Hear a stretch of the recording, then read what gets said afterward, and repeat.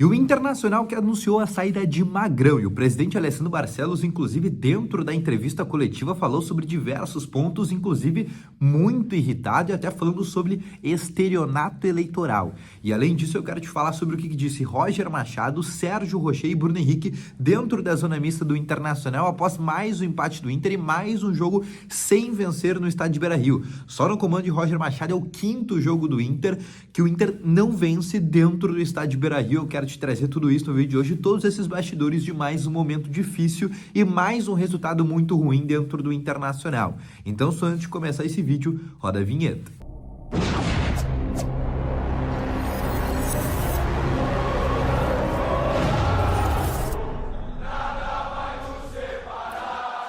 Muito bom dia, colorados, começando aqui com novas informações sobre o Inter. Tu tá assistindo esse vídeo pela manhã, mas eu ainda tô gravando aqui na sala, inclusive visitante do estádio de Beira-Rio. Eu quero te atualizar sobre tudo que aconteceu dentro do Internacional. Mas só antes de começar com esse vídeo, eu peço para ti já deixar o teu gostei, te inscrever no canal e ativar também o sininho de notificações. E deixa aqui nos comentários também a tua opinião. Você teria demitido o Magrão? Deixa aqui nos comentários que eu quero muito saber a tua opinião, porque alguns são a favor, outros eram contra, principalmente por causa daquela polêmica. Mas antes de a gente falar desta polêmica do Magrão, a gente tem que falar sobre outros assuntos que antecederam esse episódio da demissão de Magrão. Primeiro, a entrevista coletiva de Roger Machado. Pois bem, o Inter que empatou por 2-2 contra o Atlético Paranaense e mais um jogo ruim, inclusive num cenário até de desevolução em relação à partida contra o Palmeiras, onde o Inter inclusive jogou melhor, e o próprio Roger Machado falou sobre essa situação. E o Roger, dentro da entrevista coletiva, ele explicou os erros que o Inter teve nessa partida, explicou também, né, como é que ele fez essa montagem, né, os melhores 11 jogadores que ele tinha, porque ele foi muito criticado nesse jogo pelas trocas que ele fez no segundo tempo e também por ter colocado o Bruno Gomes de lateral direito e não, por exemplo, o Rômulo, que é um jogador que tem um cacoete um pouco melhor. Antes disso, eu também tenho que te trazer duas atualizações do departamento médico do Inter. Primeiro, o Inter deve já ter no próximo jogo da quarta-feira contra o Juventude, jogo que acontece às 7h30, que é o primeiro jogo atrasado que o Inter vai fazer, o Fernando à disposição e possivelmente o Gabriel Mercado. Além disso, na partida de hoje, o Igor Gomes e o Wesley foram dois jogadores que na zona mista saíram mancando. Logo, são dois atletas que se tornam dúvidas para a próxima partida contra a equipe do CAP. Além disso, e aí, voltando ao assunto do Roger Machado, ele explicou algumas alterações que ele fez, principalmente o fato de ter treinado durante toda a semana com realmente o Bruno Gomes de lateral direito, em dado momento também o Igor. Ele disse que não sabia os atletas certo que ia ter à disposição, e aí falou sobre o retorno gradual também do Wanderson, falou sobre outras situações tanto quanto importantes. Além disso também que eu quero trazer para vocês, eu quero te falar sobre o que o Roger Machado falou no quesito de voltas, de como que o time do Inter está amenizando todo esse cenário, né, conturbado que vem acontecendo. E aí citou o exemplo do Gabriel Carvalho, que é um menino de 16 anos, deu hoje a sua primeira assistência no profissional, isso inclusive vem despertando interesse de diversos clubes do futebol europeu, né, por ser um brasileiro, 16 anos, um cara que já tem contrato profissional com o Internacional, uma multa de 60 milhões de euros, mas um cara que não sente esse momento difícil. É um dos momentos mais difíceis do Inter dos últimos anos e o Gabriel Carvalho é um dos grandes protagonistas. E o próprio Roger Machado falou sobre isso, que o Gabriel Carvalho vem tomando um protagonismo para si, algo que não vinha acontecendo, por exemplo, né, nos últimos jogos de até jogadores mais velhos. Até citou, olha, nesse momento difícil, não adianta ter 20, 25, 30, 35 anos, ser jogador de seleção, porque a bola vai pesar para todo mundo. Mas no caso do Gabriel Carvalho, o próprio Roger falou sobre isso, que é um momento que, nesse momento, é um atleta que vem pegando o protagonismo para si, né, enquanto o Inter não tem, por exemplo, um Alan Patrick à disposição ou outros atletas ali do meio para frente. Outra situação que o Roger falou é sobre reforços, tá? E ele confirmou que o Inter vai contratar 2 laterais. Bom, hoje, e ele falou sobre isso, né? Que o Inter não tem nenhum lateral direito de ofício. Não tem. O Inter até subiu um lateral direito da base, que é o Cleiton, mas ainda é um jogador muito novo. Inclusive, recém chegou para a base do Inter, por mais que tenha 18 anos. Então o Inter não tem nem a base, um cara assim de ofício, pronto para ser titular, né? Ou para ser ali uma terceira opção. Então o Inter vai trazer 2 laterais direitos e o próprio Roger Machado confirmou essa informação, que o Inter está no mercado atrás disso. Mas, antes do Inter estar no mercado, o Inter agora precisa trazer um diretor esportivo, porque o Alessandro Barcelos, na noite de hoje, anunciou a demissão de Magrão, diretor esportivo do Internacional, após esse empate por 2-2. E aí eu quero, inclusive, pegar um bastidor contigo, tá? porque eu acho que nem o Magrão esperava sobre isso.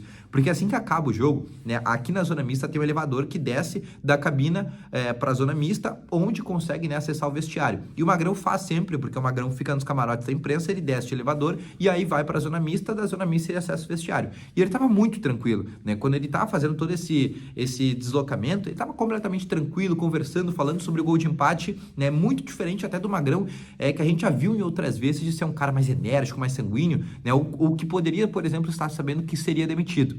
Dá a entender que ele não sabia dessa demissão.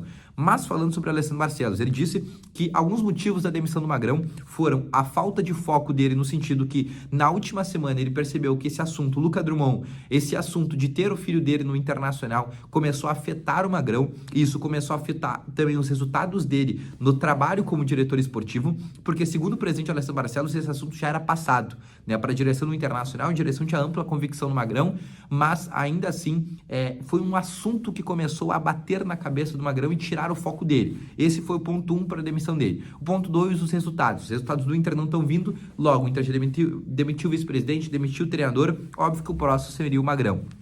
Um terceiro ponto também bem importante é da demissão do Magrão. E aí que disse o presidente Alessandro Barcelos.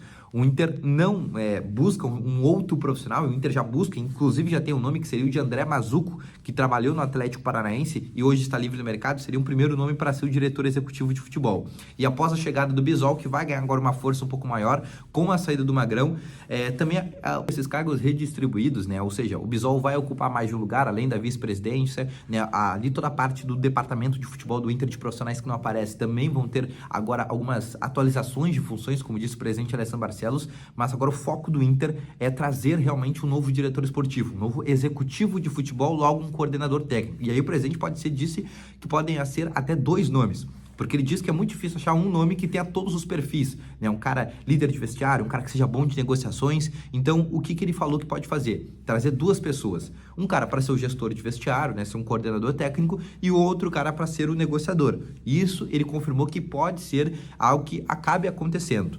Além disso, o presidente Alessandro Barcelos respondeu outras questões sobre reforços, que o Inter está, né, obviamente, nessa busca por contratações, e que sabe que a enchente afetou, as eliminações do Inter afetou, né, o Inter teve que vender mais jogadores, mas o Inter vai fortificar o elenco, porque ele sabe que o resultado esportivo também é muito importante.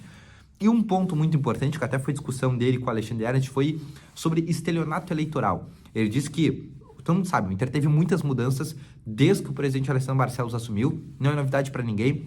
E o Alessandro Barcelos deu uma certa defesa, né? Ele tentou entrar numa autocrítica.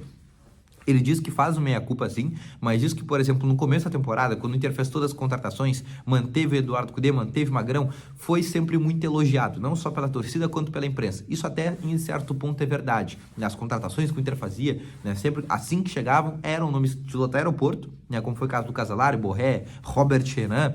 Então ele vinha sendo elogiado, ele falou sobre essa situação, que no começo do ano ele vinha sendo elogiado por todas essas coisas que ele vinha fazendo. Mas óbvio, essa meia-culpa ele também faz, né, de ter um trabalho desde 2021 e não conseguir dar nenhum resultado.